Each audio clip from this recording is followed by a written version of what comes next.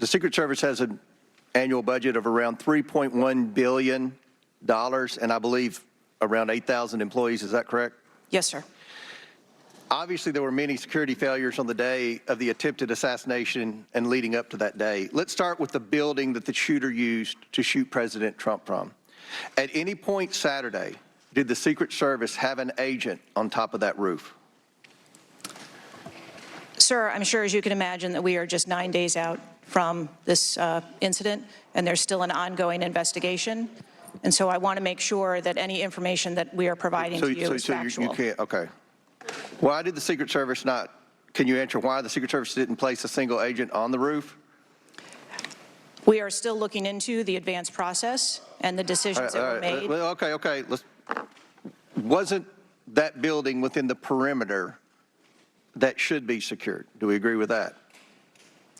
The building was outside of the perimeter on the day of the visit. But again, that is one of the things that during the investigation we want to take a look at and determine whether or not other decisions should have been made. One of the things that you said, I believe in an interview, that there wasn't an agent on the roof because it was a sloped roof. Is that normal, and do you fear that that immediately creates an opportunity for future would-be assassins to look for a slanted roof? I mean, this is a huge question that every American has. Why wasn't a Secret Service agent on the roof? And there have been reports that agents were supposed to be on the roof, but it was hot that day and they didn't want to be on the roof. Can you answer any of those questions, Director? So I appreciate you asking me that question, Chairman. I should have been more clear in my answer when I spoke about where we placed personnel in that interview. What I can tell you is that there was a plan in place to provide overwatch, and we are still looking into responsibilities and who was going to provide overwatch. But the Secret Service in general, not speaking specifically to this incident, when we are providing overwatch, whether that be through counter snipers or other technology, prefer to have sterile rooftops. Did the Secret Service use any drones for surveillance that day? So again, I'm not going to get into specifics of that day in itself, but there are times during a security plan that the Secret Service does deploy an asset like a drone. There were reports that the shooter used a drone just a few hours before the rally start time. Is that accurate? I have heard those same reports, and again, am waiting for the final report. Do you know, if you can't answer the question, that's your answer. But can you answer this? Do you know, I'm not asking yes or no, but do you know if the shooter used a drone before the shooting? That information has been passed to us from the FBI. How many Secret Service agents were assigned to President Trump on the day of the rally? Again, I'm not going to get into the specifics of the numbers of personnel that we had there, but we feel that there was a sufficient number of agents assigned. There are reports that several agents assigned to the rally on July 13th were temporary agents not normally assigned to President Trump. Is that accurate? What I can tell you is that the agents that were assigned to former President Trump are Secret Service agents that provide close protection to him, and that was what was actual on that day. How many temporary agents were there that day? Quite frequently, sir, during campaign events, the Secret Service utilizes agents from HSI or the Department of Homeland Security. You don't know how many? Supplement you can't answer. Our plan. Have the investigators reconstructed the shooter's precise movements over the past days, weeks, and months? So, again, we need to have confidence that if the FBI is leading this investigation, that they're leading a credible investigation, because there's some of us sitting up here today that don't have a lot of confidence in the FBI. So I will repeat the question. Have the investigators reconstructed the shooter's precise moments over the past days, weeks, and months? I understand your question, Chairman, and I share your concerns about wanting to make sure that we have factual information. The FBI is conducting a criminal investigation. The Secret Service is conducting an internal investigation. There are a number of OIG investigations, and there is the external investigation that the President Last question for me. Before July 13th, had the Trump detail requested additional resources? What I can tell you is that for the event on July 13th, the details that were the assets that were requested for that day were given. Okay. My time has expired. Chair now recognizes ranking member asking for 5 minutes. Thank you, Mr. Chairman. It's been reported that before former President Trump got up on the stage at around 6 p.m. on Saturday, July 13th, that the local police had identified and even photographed a man who was acting suspiciously. And this man, who turned out to be the gunman, had been flagged as a potential threat. Is that accurate? What I can say is that the individual was identified as suspicious.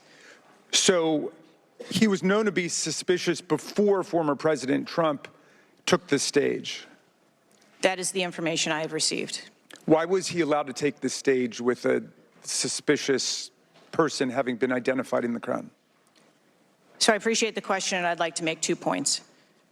If the detail had been past information that there was a threat, the detail would never have brought the former president out onto stage. That is what we do, and that is who we are. We are charged with protecting all of our protectees. So you distinguish between someone who is suspicious and someone who's threatening, is that right? I do. There are a number of times at protective events where suspicious people are identified, and those individuals have to be investigated and determined what is it that identifies that person as suspicious. So did you deny a request for additional resources that had been made by the Trump campaign?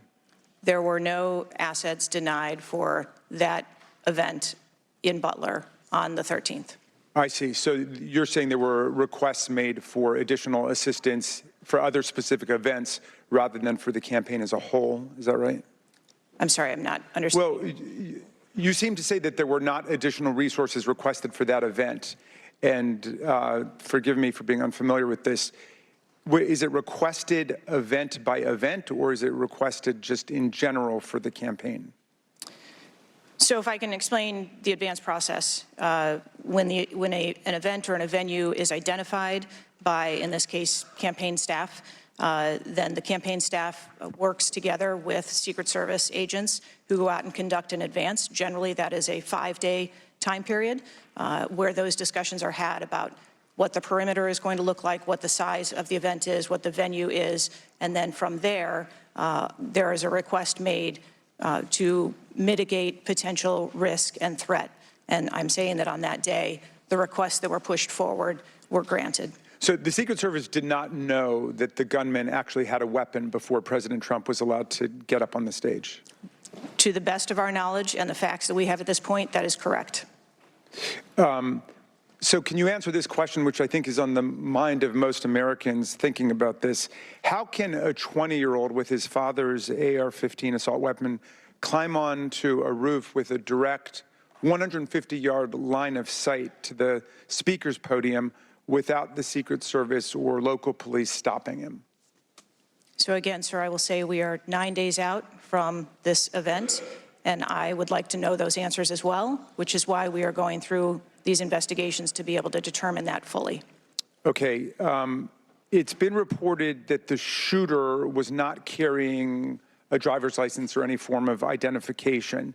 They had no idea who he was, but then he was quickly identified, I think within 30 minutes, by using the serial number on the AR-15 under a tracing system that is now controversial. Some people say we should get rid of it. Some people want to keep it. But is that right, that the serial number was the key information which led to the identification of the shooter?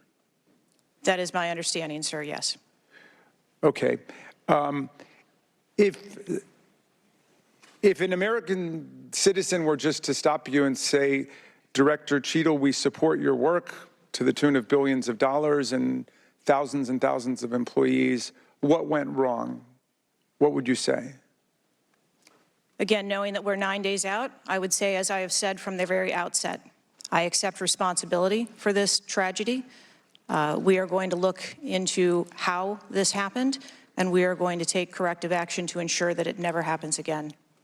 Well, I appreciate that, and I hope you will act with vigor and focus and intensity, and it seems you understand the gravity and solemnity of this to the American people. millions and millions of Americans don't feel safe with all the AR-15s out there. We thought at least the president of the United States or a former president of the United States would be safe, but now that's not even clear. Mr. Chairman, I yield back to you. Gentleman yields back. Chair now recognizes Chairman of the House Judiciary Committee, Mr. Jordan from Ohio. Thank you, Mr. Chairman. Director, were you guessing or lying? The day after President Trump is shot, Secret Service spokesman Anthony Guglielmi said, quote, "The assertion that a member of the former president's security team requested additional security resources that the U.S. Secret Service or the Department of Homeland Security rebuffed is absolutely false." The next day, Secretary Mayorkas said, "That is an unequivocally false assertion. We had not received any request for additional security measures that were rebuffed." But 5 days later, the Washington Post said this: "Top officials repeatedly rejected requests from Donald Trump's security detail for more personnel." The next day, the New York Times said this: "Mr. Guglielmi acknowledged that the Secret Service had turned down some requests for additional federal security assets for Mr. Trump's detail." So which is it? Because both statements can't be true. Were you guessing or lying when you said you didn't turn down requests from President Trump's detail? Neither, sir, and I appreciate the question. Well, what were you doing? Because those statements don't jive. So what I can tell you is that for the event in Butler, there were no requests that were denied. As far as requests... Well, maybe they got tired of asking. Maybe you turned them down so darn much, they said, not worth asking. How many times did you turn them down ahead of that?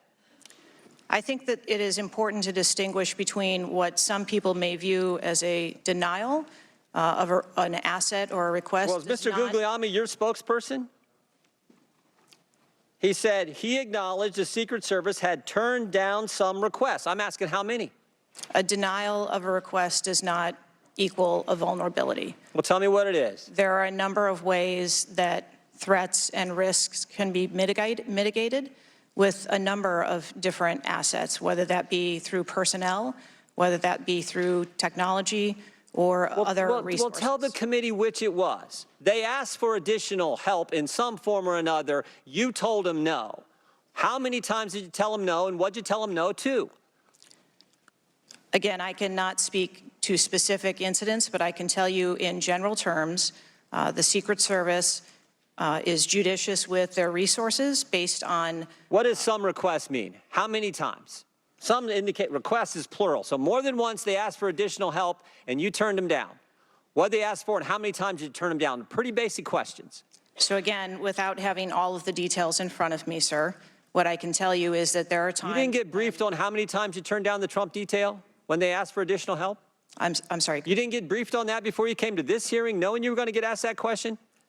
What I can tell you is that in generic terms, when details make a request, there are times that there are alternate ways to cover off on that threat or that risk. But that's not what he said. He said they were denied certain requests, some requests. This is your spokesperson, not me talking. This is the Secret Service talking. And what a change from absolutely false, unequivocally false to, oh, by the way, there were some times where we didn't give them what they wanted. That's a huge change in 5 days. And the fact that you can't answer how many times you did that, that's pretty darn frustrating, not just for me, but for the country. I hear your frustration. Let me ask you this. Were any of those requests denied to President Trump's detail after you knew about the Iranian threat? What I can tell you, again, I don't know the specifics, is that there are times when we can fill a request. It doesn't necessarily have to be with a Secret Service asset or resource. We can fill that request with locally available assets. You spoke to anyone at the White House since July 13th? Yes, I have. Who'd you talk to?